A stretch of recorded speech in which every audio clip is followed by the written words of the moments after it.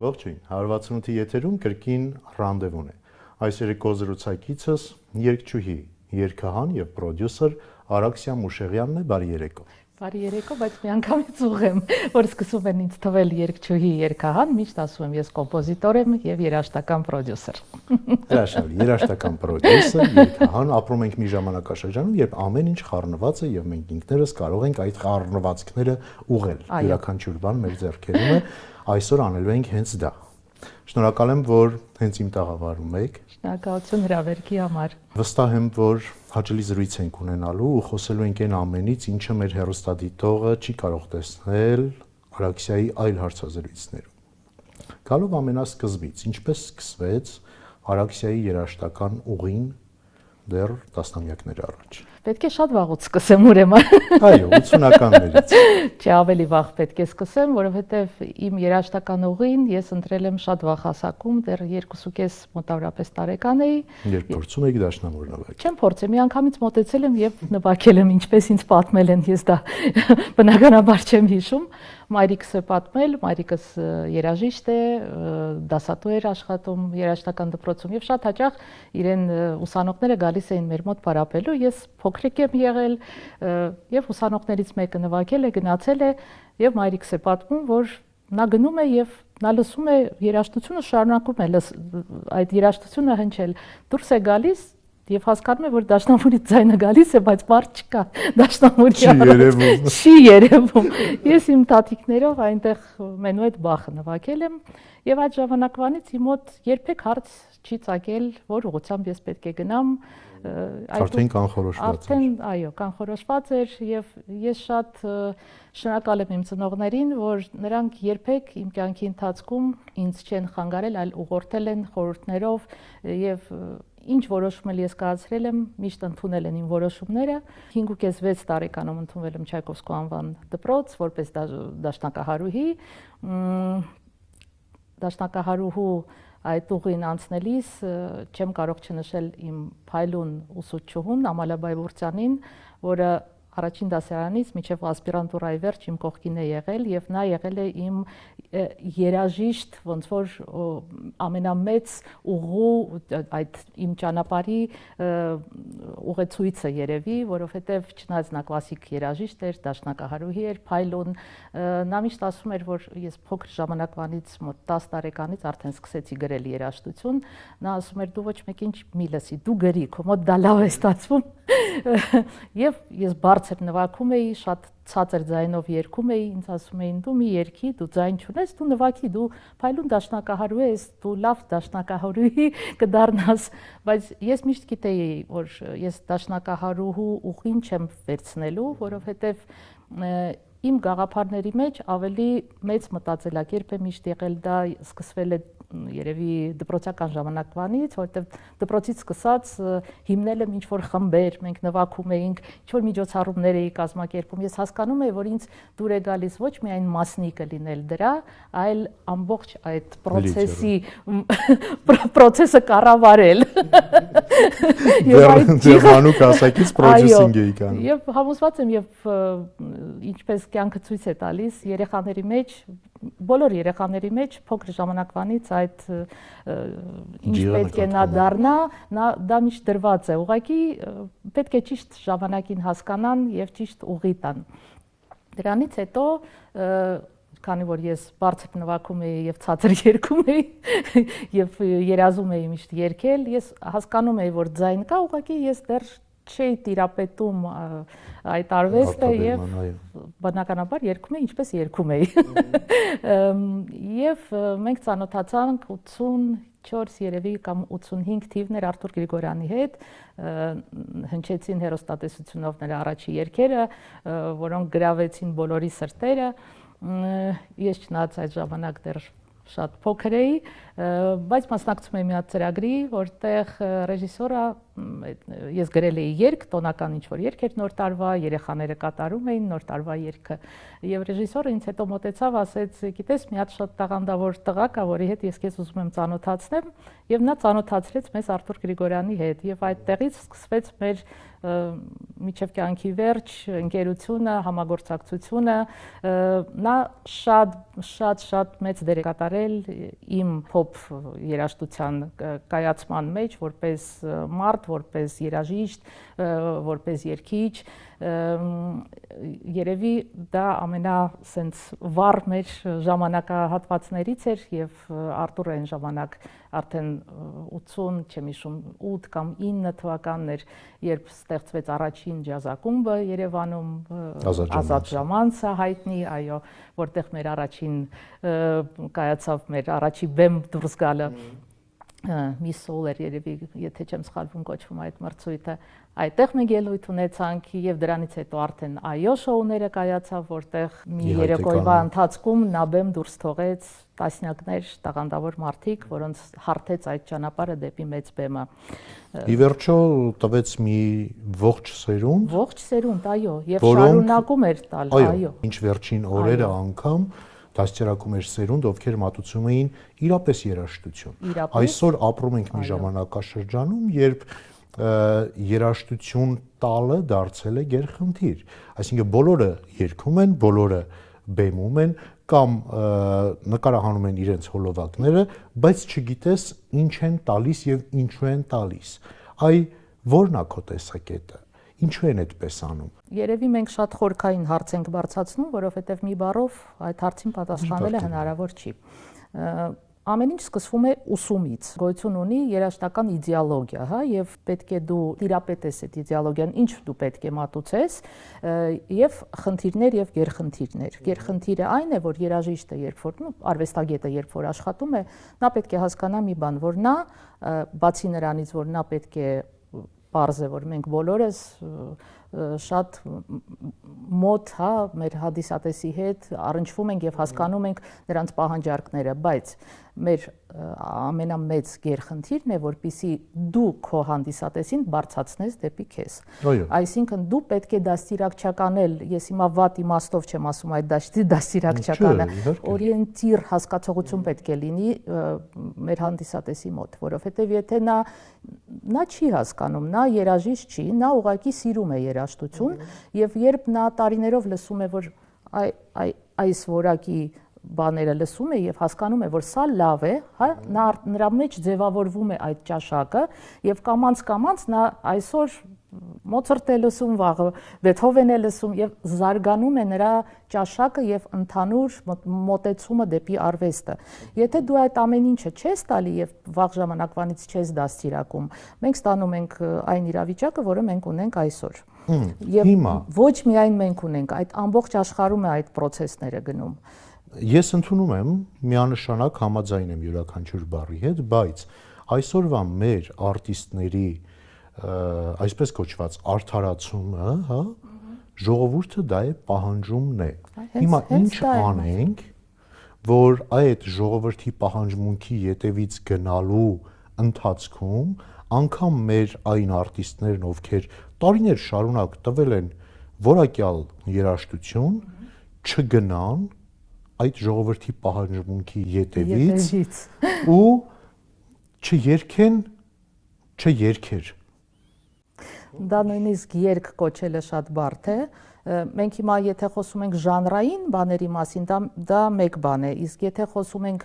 երգի որակի մասին, դա երկրորդ հարցն է, որտեվ եկեք տարանջատենք, հա, այդ երկու հարցը։ Այդ մեր չսիրված երաժշտությունը, ոնց որ դուք կոչեցիք, այդ կոչենք իրանց բառերով, ռաբիս, հա, ռաբիս հասկացողությունը, չէ՞ որ այդ երաժշտությունը, այդ ժանրը միշտ եղել է։ Այո, բայց ունեցել է իր տեղը, ամեն ինչը պետք է իր տեղը ունենա, ամեն ինչի օգտագործման, հա, դու չես կարող հագնես ինչ-որ զգեստ եւ դուրս գաս լողավազանի կողքը կանգնես, չէ՞, դու միշտ հասկանում ես, որ դա լողավազան է, այնտեղ լողանում են, դրա համար կա լողազգեստ։ Նույնն էլ այստեղ է կատարվում։ Հագուստով չես գնա այնտեղ շատ լավ կա այդ ժանրը ունի իրավունք իր գոյությունը ունենալու, ունի իր հանդիսատեսը եւ ինձ թվում է այդ ժանրային, եթե քննարկում ենք ժանրը, հա, նա պետք է ունենա իր տեղը։ Այդ ժանրը ստեղծված է տարբեր միջոցառումների համար, որտեղ մարդիկ ուզում են ապրեն, ուրախանան, չգիտեմ, ժամանակը իրանց կացնեն, ծնունդները, խնջույքները, ինչի համար որ նա եւ ստեղծված է այդ։ Նա ստեղծված չի մեծ բեմում կայանալու համար։ Այստեղ կարող ենք մենք հիմա քննարկենք այսպիսի հարց, բայց չէ որ այդ արտիստը ունի հազարավոր հանդիսատես եւ նա ուզում է նրան դիտել։ Okay, դրա լուծումներն էլ կա եւ ամբողջ աշխարհում կան դահլիճներ, որոնք ստեղծված են։ Մեկը ստեղծված է կլասիկ երաժշտության համար, այդ դահլիճի չգրված կանոններով, երբեք այդ դահլիճի բեմը չեն տրամադրի փոփ աստղին, որովհետեւ դա ստեղծված չի դրա համար։ Մենք երբեք չենք տեսնա Լա Սկալայի բեմում Մադոննայի ելույթը։ Դա հնարավոր չի։ Մադոննան կարող է օրինակի համար վերջերս ֆանտաստիկ շոու էր Բրազիլիայի այդ հայտնի այդ բիչը, չեմ հիշում ոնց է կոչվում, եւ խնդրեմ դրա համար կան ինչ որ ձևեր, որտեղ դու կարող ես կազմակերպել այդպիսի միջոցառում, թեկուզ եթե այս ժանրի երգիչները ունեն այդպիսի մեծ հանդիսատես, կարող են կազմակերպել այդպիսի միջոցառումներ եւ մարդիկ կարող են գնալ եւ դիտել, բայց պետք է այդ սահմանները դնել եւ դա պետք է կառույցի պես աշխատի։ Մենք չունենք ով պիտի վերահսկի դա։ Իհարկե դա պետական վերահսկման տակ պետք է լինի այդպիսի բաներ, այսինքն ամեն ինչը սկսվում է կանոններից, կանոնադրություններից եւ ամբողջը պետք է կանոններով աշխատի։ Մեր մոտ կանոններով ոչինչ չի աշխատում։ Եթե օբյեկտիվ խոսենք, հա, ոնց որ տեղական ինչ որ կանոն է աշխատում այս բանի համար, տեղական կանոն, բայց այդ ամբողջ կանոնները սիստեմատիզացված չեն ընդհանուր ձևով։ Սկսենք նույն մեր պոպ արվեստի մասին, հա, օրինակի համար մենք մտնում ենք սրճարան կամ տարբեր տեղեր, որտեղ հնչում է երաժշտություն։ Այդ երաժշտություն գրողները, այսինքն հեղինակները, դրա համար ոչ ոք, ես համոզված եմ, չի ստանում հեղինակային իրավունքի իրենց այդ ռոյալտիները, որոնք նրանք պետք է ստանան, կամ համերգ է կազմակերպվում, այդ ամբողջ սիստեման պետք է գործի սիստեմայի պես։ Այսինքն, եթե մենք վերցնում ենք փոքրիկ դահլիճ, որը օրինակի համար, ինչ մտքիս եկավ, կամերային տուն կամ Բաբաջանյանի փոքր դահլիճ, չէ որ այդ բեմը տրամաբանական է, չէ որ նա պահանջում է իրեն համապատասխան երաժշտություն եւ ինքը ոնց որ լոգիկայից դուրս է, եթե այդ բեմում մենք ինչ որ ուրիշ բան ենք։ Հա, պոպ շոու անենք։ Ինքը բեմը քեզ թույլ չի տալիս։ Այո, դու կարող ես բերես այնտեղ ամբողջը, բայց ինչի համար։ Պետք է լինի այս դահլիճները աշխատում են սրա համար, այս դահլիճները սրա համար, այդ ժամանակ եւ մարդը գիտի այս դահլիճ նա գնում է օրինակի համար կլասիկ երաժշտություն լսելու, այստեղ նա գնում է ժողովրդական երաժշտություն լսելու եւ դու հնարավորություն ես տալի ոնց որ բաշխում ես, իսկ ել չասած այն բանի մասին, որ օրինակ տարբեր կոմպանիաների հետ աշխատելուց եվրոպական այնտեղ դու երբեք չես տեսնի որ նույն օրվա ընթացքում երկու հատ փոփ աստղի մոտ դահլիճներում լինի Դա էլ արդեն սոլիդարության խնդիր է։ Այդ էլա պոլիտիկա է, այդ երաժշտական պոլիտիկա է, որտեղ նա հասկանում է, ունի երկու հատ շատ լավ արտիստ։ Եվ ես նրանց հետ աշխատելուց էլ, երբ որ մենք դիմում էինք ինչ-որ համերգ դնելու համար, նրանք իրենց գրաֆիկով նայում էին մոտակա այդ ոճով, այդ ռանգի արտիստի համերգ կա թե չկա, ինչ որ ժամանակահատված պետք է լինի, որ նրանք պետք է հեռու լինեն իրանցից, որպեսզի մարդը, որը ուզում է գնա եւ նա, ունենա հնարավորությունը եւ դա ոչ միայն երաժշտության մասին է։ Եթե մենք նայենք մի փողոցի վրա 10 հատ վարսավիրանոց է իրար կողք, ինչի համար, եթե նրանք կարող են տարբեր տեղեր գտնվեն եւ այս շենքի մարդիկ կօգտվեն այս վարսավիրանոցից, նրանը, այսինքն ամեն ինչի մեջ դա պետք է կարգավորված լինի, մեխանիզմներ պետք է լինի, որոնք կկարգավորեն այդ ամբողջը։ Ոչ թե ով ինչ ուզի անի։ Երբանից մեզ մոտ չի գործում այդ մեխանիզմները։ Դուք խոսում եք, ես լսում էի ու հիշում եմ նույն այդ դահլիճների տարանջատման սկզբունքի մասով, ժամանակին կար այսպիսի բան, նույն Արամ Խաչատրյան համերգասրահում դու չէիր կարող համերգի ընթացքում ներգրավել համարներ, որոնք պարունակում էին այնց ակտիվ պարային համարներ, որովհետև երգեհոնը կվնասվեր այդ պարից։ Երբվանից մեզ մոտ չեն գործում այդ ամենը։ Սովետական միության փլուզումից հետո։ Այսինքն գեղխորհուրդների վերացումից հետո, որովհետև մենք կարող ենք տարբեր ձևի վերաբերվել սովետական միությանը, դա ես հիմա դա չեմ քննարկում, բայց կար մեխանիզմ, որով աշխատում էր ամբողջ երաժշտական եւ ոչ միայն երաժշտական, մեր ասպարեզը գոյություն ունեին երաժշտական խորհուրդներ անպայման, գոյություն ուներ ֆիլհարմոնիա հասկացողություն, որը ոնց որ ռեգուլատոր լիներ այդ ամբողջ, ուր պետք է գնան, ինչ հյուրախաղերի, բարձ է որ լիքը բաներ արգելված էին եւ մենք հիմա դա չենք քննարկում, բայց մեխանիզմ ինչպես է դա գործում, ինչպես էր գործում հեղինակային իրավունքը, ինչպես էին գործում, մենք հնարավոր չէր, որ ինչ որ երաժշտություն ռեստորանում այն ժամանակ հնչեր եւ հեղինակը չստանար դրա համար գումար։ Եվ մենք շատ կոմպոզիտորներ գիտենք, որ այդ ժամանակ շատ մեծ գումարներ էին վաստակում, որովհետև գնահատվում էր ամեն մարդու ստեղծվածը։ Այսօրվա օրով վերադառնալով այն հարցին, որ դուք տվեցիք, ուղղակի շատ խորքային հարց տվեցիք, երկար կարող եմ այդ թեմայով խոսել։ Ամենակարևորը դա երաժշտական նյութն է, որը մենք ունենք, եթե չլինի կոմպոզիտորի ստեղծված երաժշտությունը եւ բանաստեղծի գրված բառերը, երգիչը ոչինչ չունի երգելու։ Իսկ այս վերջի տարիների ընթացքում, այ հենց վերջի 30-35, ոնց որ բալանսը խախտվել է եւ ամենակարևորը դառել է երգիչը։ Չեն նշում ով է գրել երաժշտությունը, ով է բառերի հեղինակը եւ քանի որ այդ դիսբալանս է այսպիսի կատարվել, ամեն մարդ որ շատ թե քիչ մի քիչ տիրապետում է, երկու ակորդ գրելով իրեն կոչում է այսօրվա օրով կոմպոզիտոր, երգահան, նույնիսկ նոտա չիմանալով, կրթություն չունենալով, ոչ, դու կոմպոզիտոր կարող ես կոչվել այն դեպքում, եթե դու ունես անցած ճանապարհ, ավարտել ես եւ քո մասնագիտությունն է կոմպոզիտոր։ Այ հիմքը նրանումն է, որ մենք չունենք ինչ որ վերաբերվում է պոպ ինդուստրիային, մենք չունենք կառույցներ, որոնք պատրաստում են մասնագետներ այդ պոպ ինդուստրիան ստանալու համար։ Մենք ունենք շատ տաղանդավոր, մենք ազգ ենք, մենք ունենք տաղանդավոր երգիչներ, ձայներ, մենք ունենք տաղանդավոր մարդիկ, ով որ այդ ասպարեզում կարող են աշխատել, բայց մենք չունենք կրթական օջախ, որը այդ ինդուստրիայի համար բաց է թողում գրագետ մասնագետներ։ Ես չգիտեմ կրթօջախ, որը բարձր որակի տալիս է մեզ հնչյունային ռեժիսորներ, օպերատորներ, այսինքն մարդը ինչ ոնց կարող է սովորում է,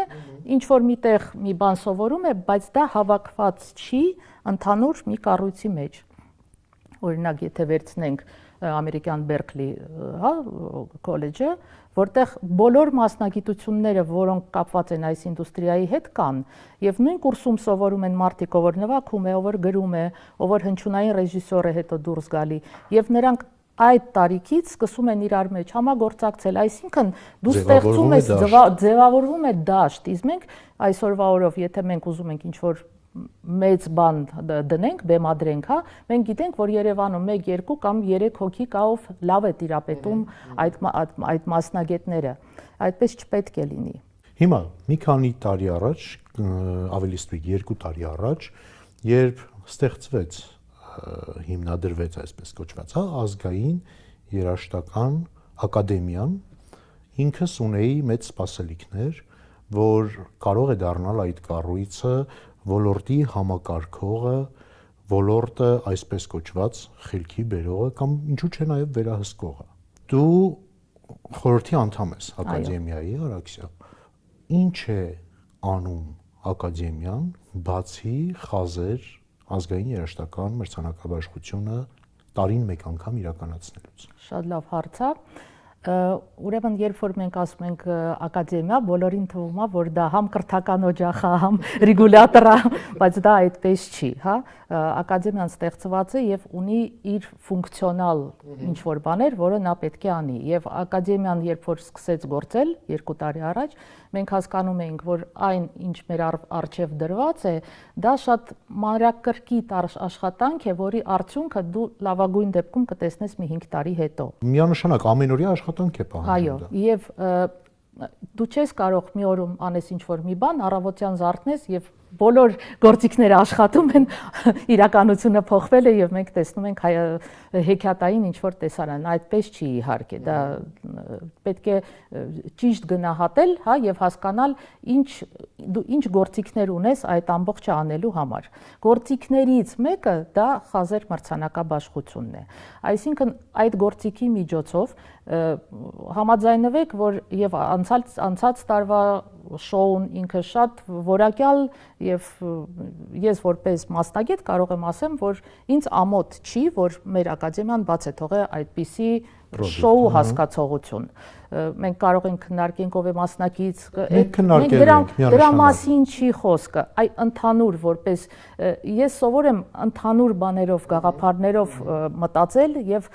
երբ որ դու ընդհանուր ես նայում, դու ուրիշ պատկեր ես տեսնում։ Երբ որ դու սկսում ես ամեն փուչուր բանի մեջ ոնց որ դետալային ուրիշ պատկեր է երևում։ Այ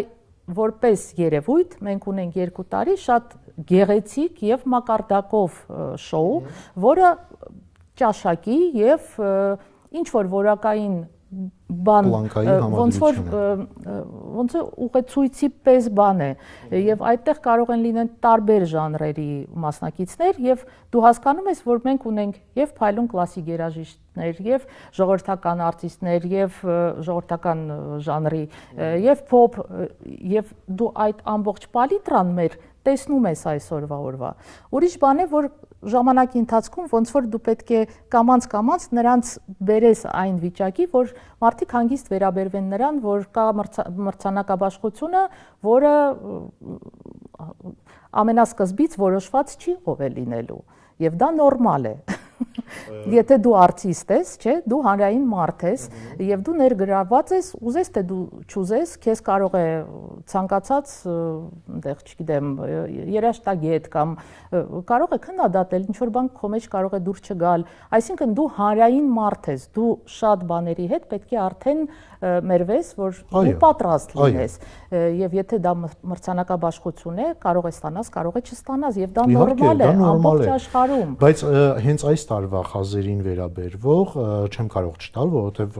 առաջին մարդն ես, ով ակադեմիայի ներկայացուցիչ է իմ առջև նստած, նույն այս տաղավարում իմ տարբեր հյուրերի հետ քննարկել, քննադատել, բայց եւ այնպես չենք լսել հակառակ կողմի տեսակետը, որովհետեւ ես որքան էլ փորձեցի գտնել հակառակ կողմի տեսակետ հայտնող, բոլորը չպատասխանեցին իմ հարցին։ Հիմա գալով ամենասկզբից, հա, արտիստների բոյկոտից։ Արտիստներ, ովքեր եւ հայտարարեցին, հետո նաեւ հայտարարեցին, որ գրավոր են դիմել, արդյոք ճիշտ է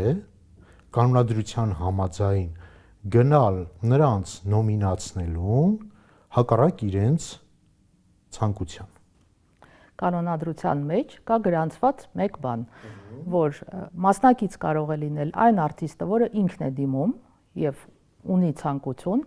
բայց կա նաեւ մեկ փաստ, որ եթե իր երկրպագուները, որոնք 100-ից ավել են դիմել իր համար,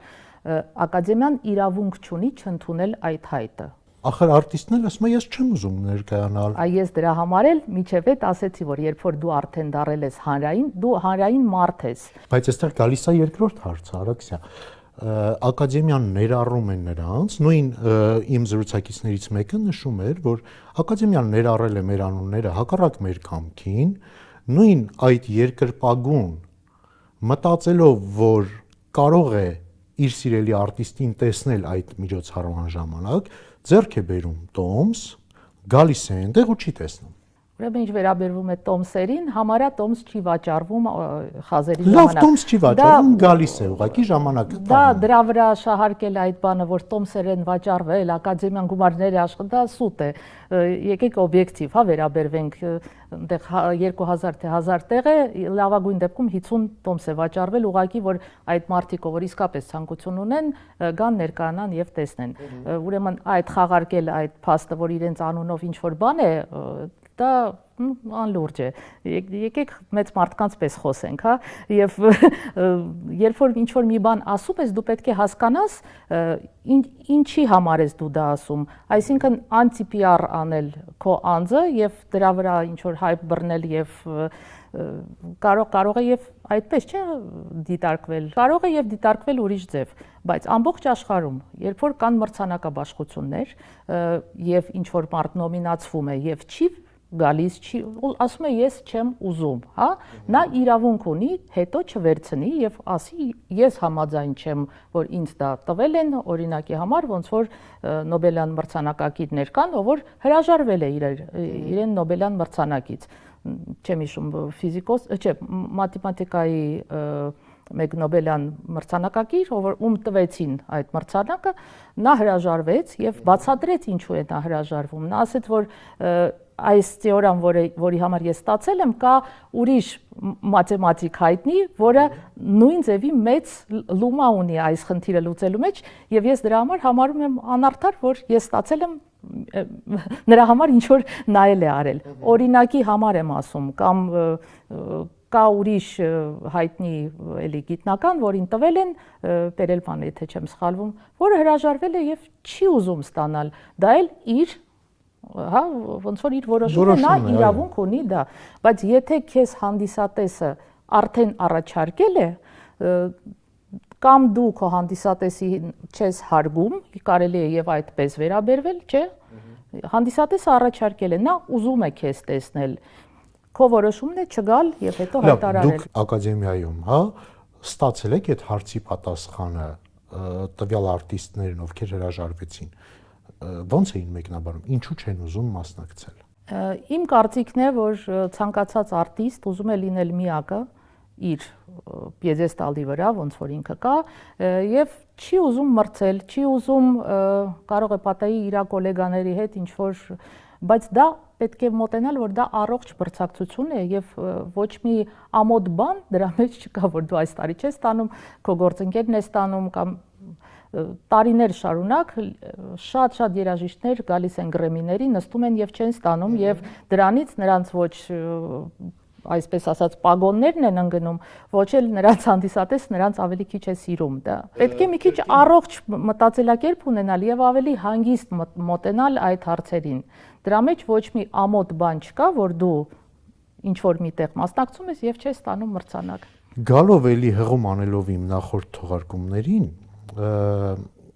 այդտեղ նստած բարձաբանում էին ու մենք փորձում էինք հասկանալ, ինչ տրամաբանությամբ են Ռազմիկ Ամյանը, Սարոն եւ Տաթև Ասատրյանը հայտնվել մի նոմինացիայում, որը կոչվում է քաղաքային ֆոլք։ Քաղաքային ֆոլքը ռաբիս կոչվածի փապկացրած տեսակն է։ Դա քաղաքային ֆոլք է։ Ռազը քաղաքային ֆոլք երաժշտություն է մատուցում։ Այն երգը, որով ներկայացված էր, դա քաղաքային ֆոլք էր, այո, որտեվ Ռազը փայլուն երգիչ է, որին հավասար շատ քիչ կան մեր, հա, բեմում, իմ համար նա փայլուն երգիչ է եւ նա կարող է երգել եւ մաքուր փոփ երաժշտություն, նա կարող է երգել, բայց այն երգը, որով նա ներկայացված էր, դա մտնում էր քաղաքային ֆոլք ժանրի մեջ։ Այստեղ ուղղակի ժանրային էլ ոչ մի բան դրա մեջ չկա։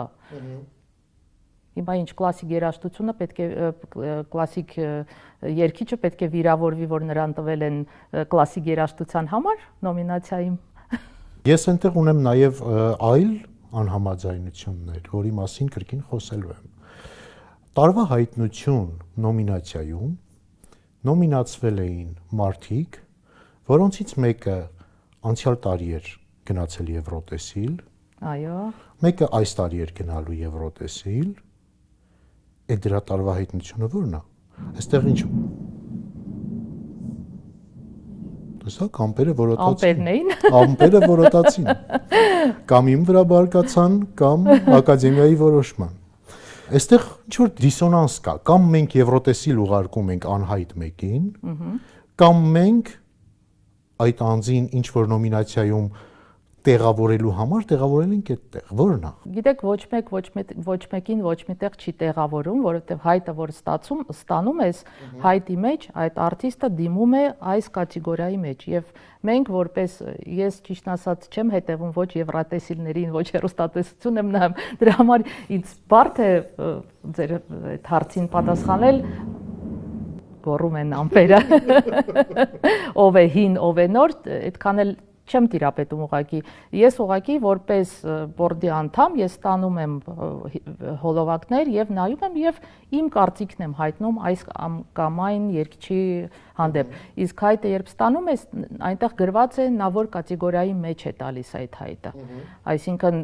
եթե նա տրված լիներ, օրինակ եմ ասում, որպես հեղինակ կատարող, ուրեմն մենք կնայեինք այդ ցանկի մեջ եւ այդ կատեգորիայի մեջ նրան Չեն ուզում այս հարցի շուրջ մենք խոսենք։ Այնուամենայնիվ մենք խոսելու ենք այս հարցի շուրջ։ Որպես ճանապարհ անցած ու երկար ու պրոֆեսիոնալ ճանապարհ անցած մարդու, դու հաշտես այդ ամենի հետ։ Իմ բարձրացրած հարցը լեգիտիմ է թե ոչ։ Շատ հարցեր կան, որ նույն ակադեմիայի մենք քննարկումների ժամանակ շատ հարցեր կան, որ մենք քննարկում ենք։ Մենք հասկանում ենք, որ շատ հարցեր կա շտկելու, շատ հարցեր կա, որ իրանք դեռ ոնց որ միայն ժամանակի ընթացքում իջև դու դա չես անում, հա, դու հարցերի այդ հարցերը չեն ոնց որ բարձրանում։ Եվ անցյալ տարվանից հետո մենք շատ բաներ օրինակ փոխեցինք այս տարվա նոմինացիաների մեջ։ Նույնը կլինի մյուս տարի, որովհետև երբ որ դու չունես այդ դաշտը, երբեք չես արել։ Շատ բարդ է թեորետիկ ձևով, հա, ելնելով ուրիշ ակադեմիաների աշխատանքի նմանատիպ մրցանակաբաշխությունների, հա, անցած ճանապարհներից դու մոտավորապես գիտես, բայց երբ որ ինքդ չես անցնում այդ ճանապարհը, շատ այնտեղ տակի ջրեր կան, որ դու միայն իհայտ են գալիս, երբ որ դու դրա հետ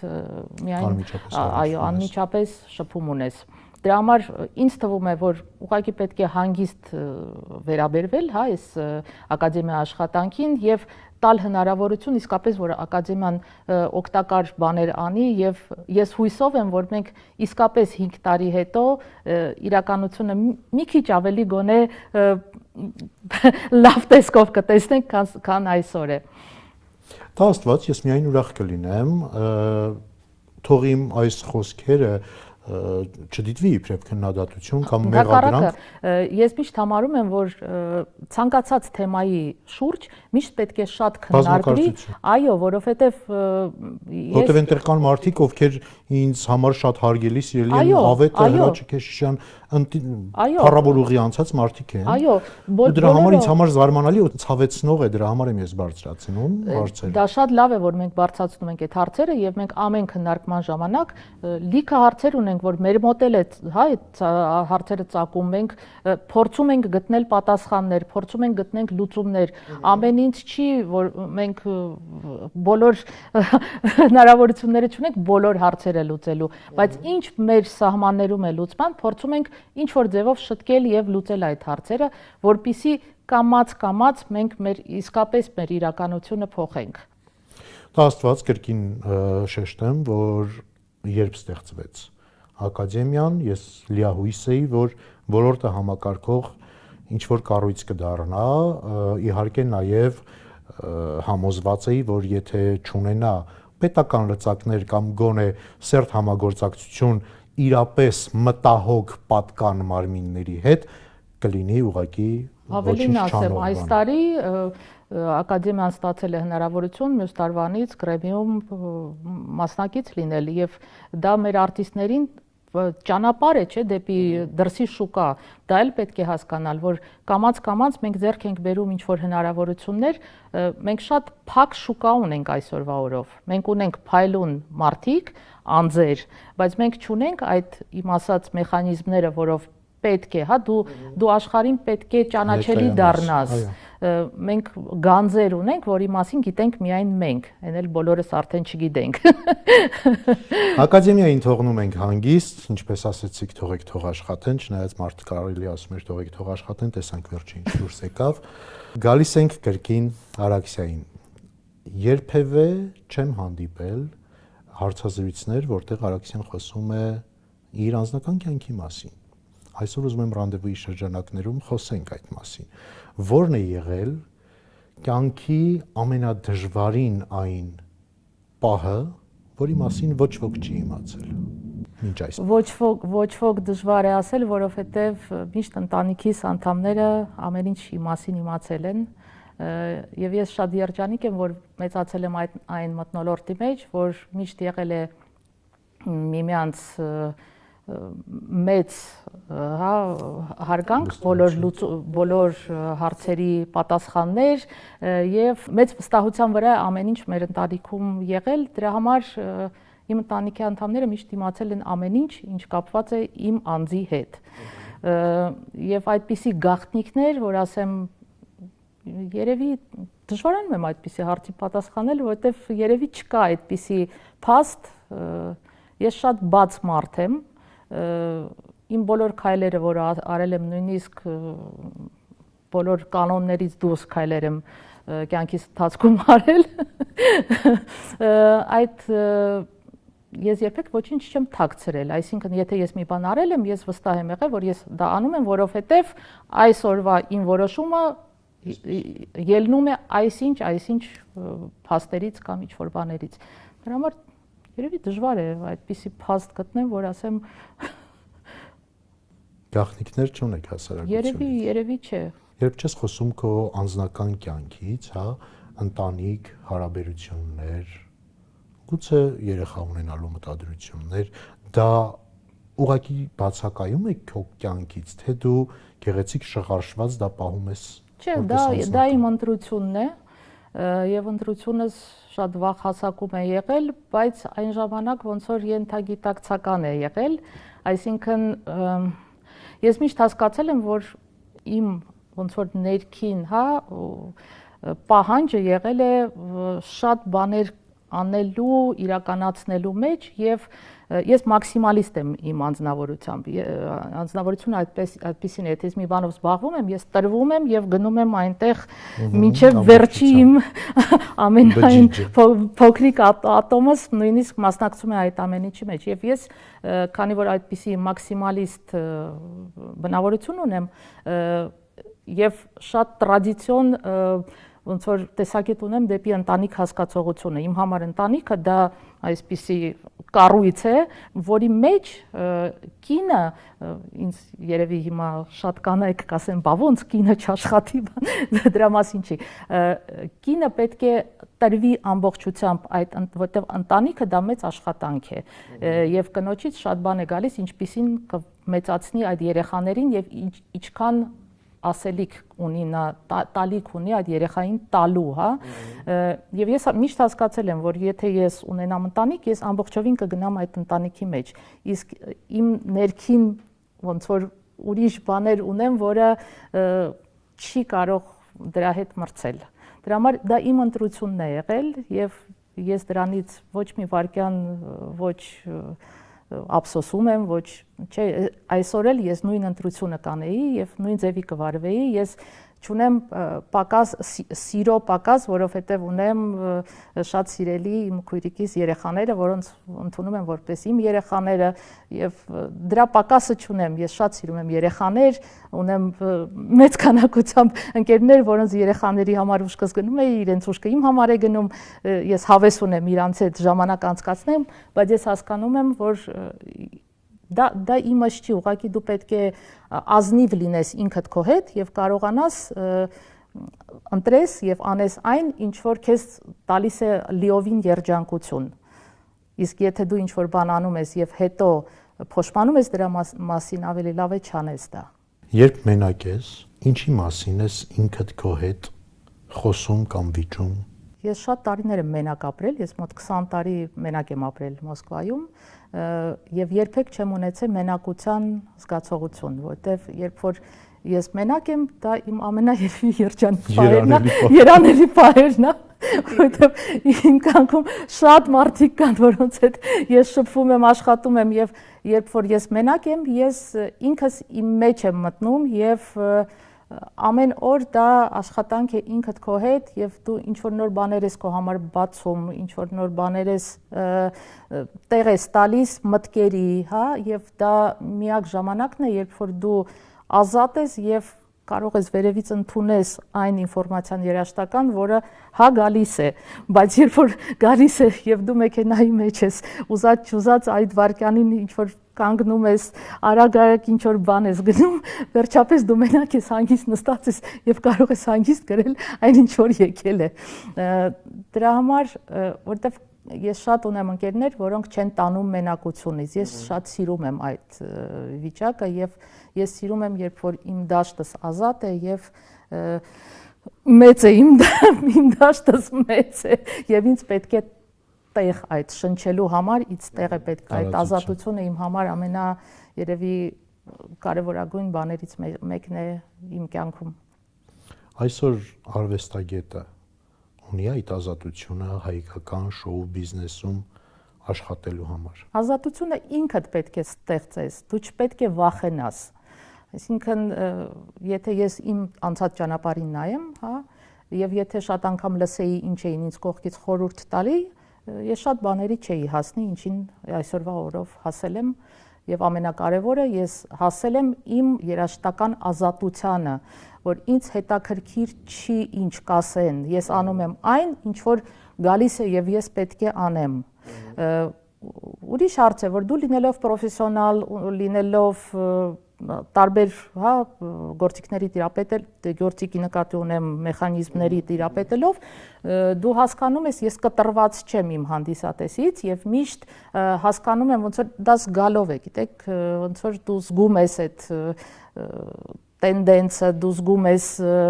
եւ այդ զգայարաններով, այդ բոլոր մեխանիզմները, երբ որ աշխատացնում ես, նա այսօրվա աշխատող երաժշտություն է, բայց դու պետք է չվախենաս նրանից, ինչ ես դու անում։ Դա ամենակարևորն է, ներքին ազատությունը քո, դա ամենակարևորն է արվեստագետի համար։ Եվ եթե դու չունես այդ ազատությունը, իսկ ազատությունը գալիս է նրանից, որ դու գիտես դու ով ես, դու ինչ ես, երբ որ դու պրոֆեսիոնալ ես քո գործի, դու հասկանում ես, որ դու անում ես դա պրոֆեսիոնալ, իսկ ուրիշ հարց է, դա կարող է դուր գա, չդուր գա, դա նորմալ է։ Եվ ես համոզված եմ, որ բոլորին չի, որ իմ երաժշտությունը դուր է գալի եւ չպետք է դուր գա։ Դու պետք է ունենաս քո հանդիսատեսը, որը սիրում է, որը լսում է քո երաժշտությունը եւ պետք չի դրանից վախենալ։ Երբ որ դու ունես այդ ներքին ազատությունը, դու չես գնում եւ չես կատարում ուրիշի քմհաճույքները։ Դու ստիպում ես, որ այդ ամբողջ մեխանիզմը աշխատի քո հետ համատեղ։ Դու պրոֆեսիոնալ ես, ինչ խոսք, դա անքննելի։ Դու մարդ ես, ով ստացել է միջև ասպիրանտուրա պրոֆեսիոնալ բարձրագույն կրթություն։ Տվել ես մի քանի անհավանական պրոյեկտներ, հա, ոչ մեկի մտքով չէր անցնի, չգիտեմ, փոփ օպերա, սիմֆոնիկի հետ այլ բան համադրություն։ Դու ակադեմիայի անդամ ես, հիմա հարցս ինչքան նախաբան ասեցի, ես հարցից բոլոր հյուրերս խուսափում են, դեռևս մեկն է պատասխանել։ Հայկական երգարվեստում, եթե հնարավորություն ունենայիր դաշտը վերահսկելու, ջնջելու որևէ արտիստի, ով կլիներ։ Ջնջելու արտիստի, հենց արտիստի։ Այո։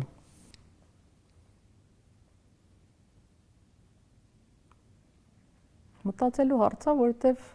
մենք ժամանակ ունենք։ Մի հոգով կարող ենք մի քանիսը թվել, խնդիր չի։ Գիտեմ, որ շատ են։ Ինձ բարդ է տենց անունով ասել, բայց ես ամենաշատը, եթե ունենայի հնարավորություն,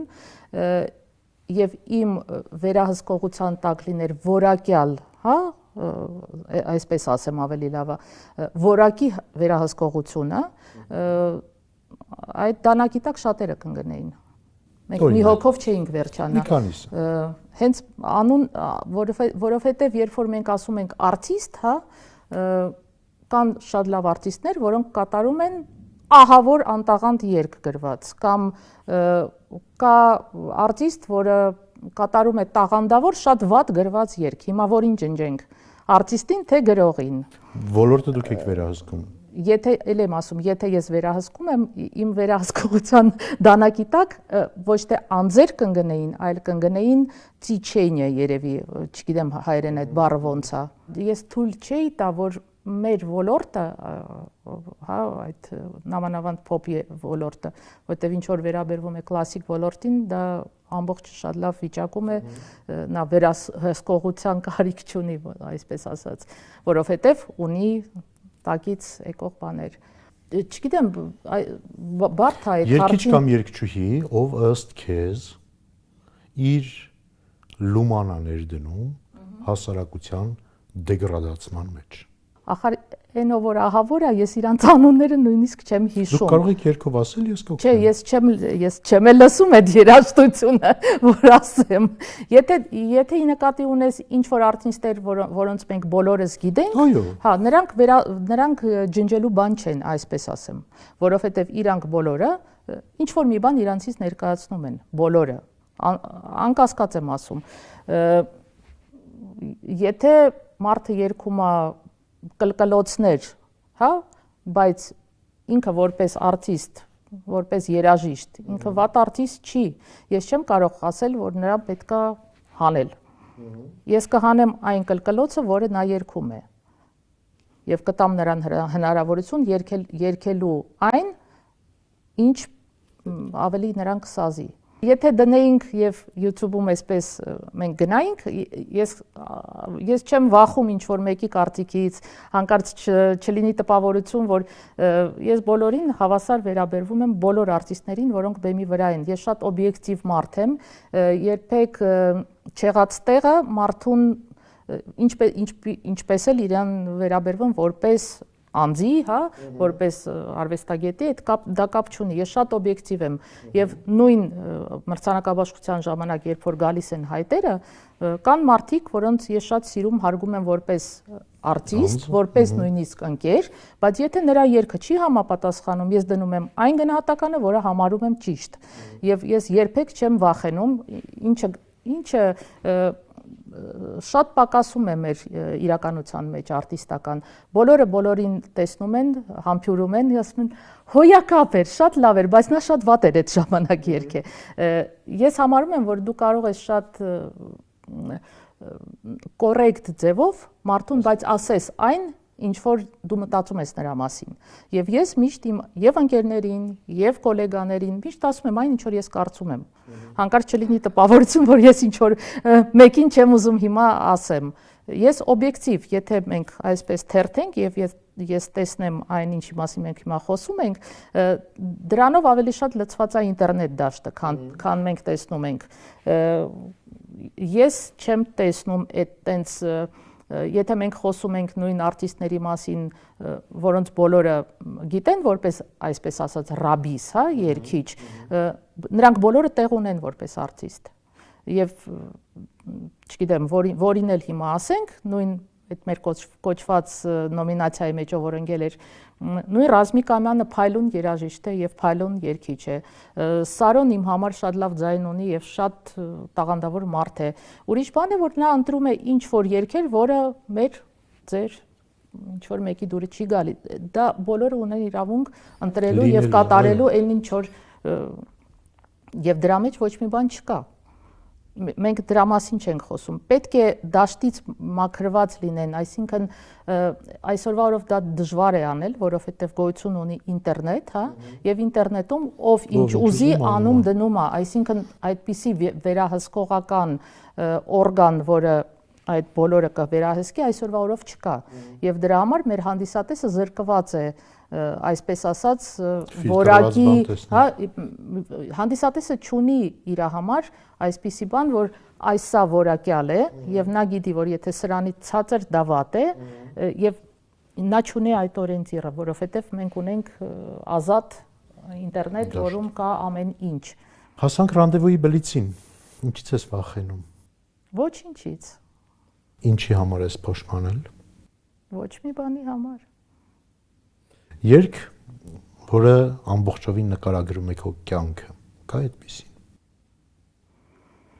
Երգ չէ, որտեղ իմ կյանքը շատ բուռն է եւ շատ տարբեր երանգներով լի է։ Կարող է լինել դա կարող է լինել ինչ որ օպերա կամ սիմֆոնիա կամ բալետ, բայց ոչ երգ։ Վայրի վերումները շատ են, հա։ Կուլմինացիաներ։ Այո, կուլմինացիաներ իրադրամատիկ զարգացումներով եւ իհարկե ոնց կարող է մի երգը կյանք վերառել։ Հա։ Մարդում ամեն օր շնորհակալ է Սարգսյան։ Հայրիկիս եւ մայրիկիս։ Անսահման։ Վերջին անգամ երբ ես արտասվել։ Ես շատ սիրում եմ ամեն ինչը ներս գցել, չեմ սիրում արտահայտել։ Երևի միակ անգամը, որ արտասվել եմ, երբ որ հայրիկս գնաց։ Կա մարդ, ում կուզեիր ինչ որ բան ասել, բայց ցավոք չես հասցրել։ Այդպես որ ասել չէ, բայց պակասություն եմ զգում հայրիկիս հետ խորհուրդներ ստանալու եւ քննարկելու շատ բաներ, որտեվ այնպես ինչպես մենք իրար հասկանում ենք եւ այն խորհուրդները, որը անգնահատելին այնց տալիս էր, միևնույն է, ես մտքիս մեջ ամեն օր էլ խոսում եմ եւ ինչ որ որոշում կայացնելուց միշտ մտածում եմ ինչ կասեր papan, սենց, տեսենց, այսինքն դա միշտ կա, դա ոչ միտեղ չի գնում։ Հիշատակը վառ, որովհետեւ քո հայրը եւս իր անուրանալի վաստակ ունեցել է մեր պետության կայացմանը։ Վերջում որպես ամփոփում, եթե հանդիպեիր 20 տարեկան Արաքսիային, ինչ կասեիր։ Կասեի, որ այն տեղերում, որտեղ դու համարձակ ես, այդ պարզա մի քիչ էլ նորմալ չի, որ այդքան համարձակ ես, բայց այն տեղերում, որտեղ կարելի էր ավելի համարձակ լինել, եղի ավելի համարձակ, ավելի չվախենաս։ Էլուր։ Դե կան ինչ որ բաներ, որ ներքին քո ոնց որ մեկ-մեկ ծիծաղելով ծնողներիս ասում էի, ինձ շատ վատ եք դաստիարակել, որովհետև այսօրվա օրով շատ բարդ է ապրել այն հասկացողություններով եւ այն ներքին, հա, որպես պահող բաներով, որոնք իմ մեջ դրված են, շատ հաճախ չեն թողում քեզ ինչ որ բաներ կատարել, որը այսօրվա օրով ոչ հասկացվում է, ոչ էլ գնահատվում է, բայց միևնույնն է, ես երջանիկ եմ, որ դա իմ մեջ դրված է եւ ես դրանցով եմ ապրում եւ շարժվում, որովհետեւ եթե դու չունես քո հասկացողությունը, քո ներքին այդ պինդ sense, հա, քոքը, որը քեզ պահում է, դու ոչ ոք ես, դու ով ես։ Դու պետք է հասկանաս դու ով ես, ինչի համար ես այստեղ եկել եւ ինչ ունես քեզանից հետո թողնելու։ Ոչ մեկ, ոչ մի բան իր հետ չի տանում։ Դու պետք է մաքսիմալ փորձես անել այն, ինչ որ կունենա արժեք եւ սերունդներին օգուտ կտա։ Հայրիկս միշտ սիրում էր մի հատ լավ բան ուներ ասելու, նա ասում էր, որ իմ պապիկս իրեն հայրիկը միշտ ասում էր, դուք պետք է լինեք հասարակության համար պիտանի մարդ։ Եվ իսկապես, եթե դու դրա մասին ամեն օր ամեն մարդ մի քիչ մտածի նրա մասին, որ ինչ կարող է նա անել, որ իսկապես ինչ որ փոքրիկ բանով պիտանի լինի, հավատացեք, կյանք շատ ավելի լավը կլինի, քան մենք ունենք այսօրվա օրով, որովհետև այսօրվա օրով մի քանի օր առաջ էի լսում շատ հետաքրքիր հարցազրույց եւ մի հատ ակադեմիկոս էր խոսում եւ համաձայն եմ ամեն իր բառի հետ, ասեց այսօրվա օրով մարդկությունը սկսել է գնահատել իրերը եւ արժեքազրկել մարդուն եւ օգտագործել մարդուն, պետք է լինի հակառակը։ Մարդն է ամենամեծ արժանիքը, ամենամեծ հարստությունը, որը կա այս կյանքում։ Իրը այսօր կա, վաղը չկա, այսօր նա պետք է, վաղը պետք չի։ Աստված այդպիսի գիտակցություն ունենա մեր հասարակության ավելի լայն շերտեր։ Արաքսիա, հասել ենք ռանդևույային ռուբրիկային, երբ պիտի առաջարկես իմ հաջորդ հաղորդման հյուրին, ում ես առաջարկում։ Քանի որ մենք սկսեցինք մեր հարցազրույցը Արտուր Գրիգորյանից, շատ կուզեմ, որ իր դուստրը Մանեն Գրիգորյան լինի մյուս հյուրը։ Ես էլ շատ կուզեմ։ Դեռ նա իսկապես շատ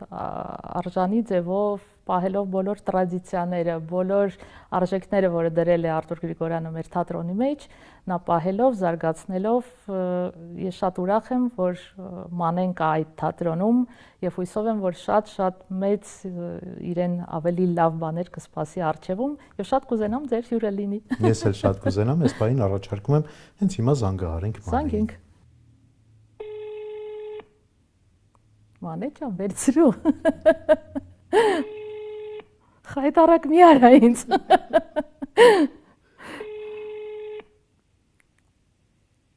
Կարող է ներկայացում ունի այս ժամին։ Հնարավոր է։ Ես առաջարկում եմ Մանեին ձայնային հաղորդագրություն ուղարկենք։ Եվ նաև զանգահարենք այլ արտիստի, ում կհրավիրեք ինձ հյուր։ Մանե ջան, ես հիմա մի հատ հաղորդման եմ գտնվում Ասատուրի մոտ ռանդևու ծրագիրն է եւ այստեղ կար այդպիսի հարց, որ ում կուզենայի, որ առաջարկեի մյուս հարցազրույցը, ես շատ եմ ուզում, որ դու գաս եւ հարցազրույց տաս, մենք քեզ զանգեցինք, չմիացանք, ես քեզ խնդրում եմ, որ վերջացնես, կարողանաս մի հատ զանգի։ Շնորհակալ եմ։ Խնդրեմ։ Հուսամ այս կերպ կարողանանք կապ հաստատել Մանեի հետ։ Ինքը միշտ հետո, եթե հանկարծ չի վերցնում, միշտ զանգում է եւ համոզված եմ, որ կզանգի եւ Ես էլ եմ համոզված, անչափ սիրով սպասելու եմ Մանեին, բայց ես շարունակում եմ պնդել, որ զանգահարենք ինչ-որ մեկին, ում զանգահարենք, ում մտածեմ հիմա։ Մտածենք։ Բարսեղի հետ Թումանյան։ Կարող ենք սիրով։ Արջան։ Բարսեղ ջան։ Привет, Ազիզ ջան, արի ես քեզ կներես մի 5 րոպեից զանգեմ, էլի։ Մի հատ հիմա սրոչնը բան եմ ուղարկում ու զանգեմ քեզ։ Բարսեղ ջան, ուղակի ուղիղ եթերի եմ, հիմա մենք եթերում ենք, էլի։ Եվ ինձ շատ հաճելի մի հատ լրագրող է, որը իմ այսօրվա հարցազրույցը իմ հետ վարեց, ես կուզենամ, նա հարց տվեց, ում կուզեք, որ մյուս հարցազրույցը լինի եւ ես քեզ խորհուրդ տվեցի, եթե դեմ չես Լավ, օքեյ, Ազիզ ջան։ Հա։ Հետո կխոսանք։ Հետո կխոսենք, ես քո կոնտակտները կփոխանցեմ։ Ես Ազիզ ջան։ Եղավ, շնորհակալություն։ Պակա։ Շնորհակալ եմ։ Բարսեղը շատ հետաքրքիր մարդ է, որը շատ հետաքրքիր բաներ կկարողանա խոսի եւ պատմել։ Ինձ թվում է, եթե Մանեն էլ լինի, ուրեմն ինձանից էս 2 հատ նվեր։ Հրաշալի։ Շնորհակալ եմ հրաշալի ընտրության համար, շնորհակալ եմ այն ուղու համար, որ անցել ես ու անդավաճան ես անցել, չես շեղվել։ Այդ հնարավոր չի։ Ու շնորհակալ եմ այսօրվա անկեղծ ջերմ ու անմիջական զրույցի համար։ Շատ շնորհակալ եմ, որտեվ բազմաթիվ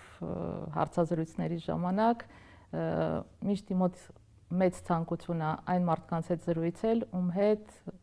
կա հարցազրույց եւ ոչ թե մենախոսություն, ուղղակի հարցերի շարք, որոնց դու ստանդարտ պատասխաններ ես տալի, միշտ հետաքրքիր է, երբ որ զրույց է գնում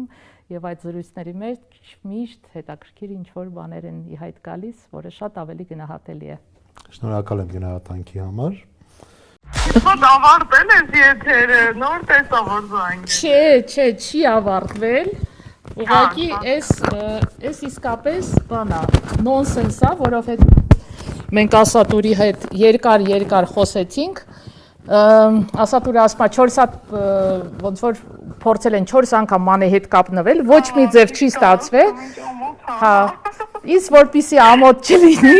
ես իրան հետ խոսել եմ, բոլորը ասել են, որ հաղորդումից ենք զանգում, լավ, արդեն տանն ենք, ասի լավ։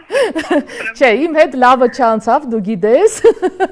Դրա համար ուզես, չուզես, դու պետքա համաձայնվես, որտեվ ինքը շատ հաճելի։ Ասատուրի խոսքել եմ տվել, որ անպայման գալու եմ, երբ ասելիք ունենամ, բայց որ դու ես ասում, արդեն չեմ կարող։ Վարիանտ չկա, պետքա գաս Մանե ջան։ Ես քեզ շատ սիրում եմ։ Նայեմ, որովհետեւ համար ամենակարևոր մարդկանցից է առաջ եմ։ Շնորհակալություն։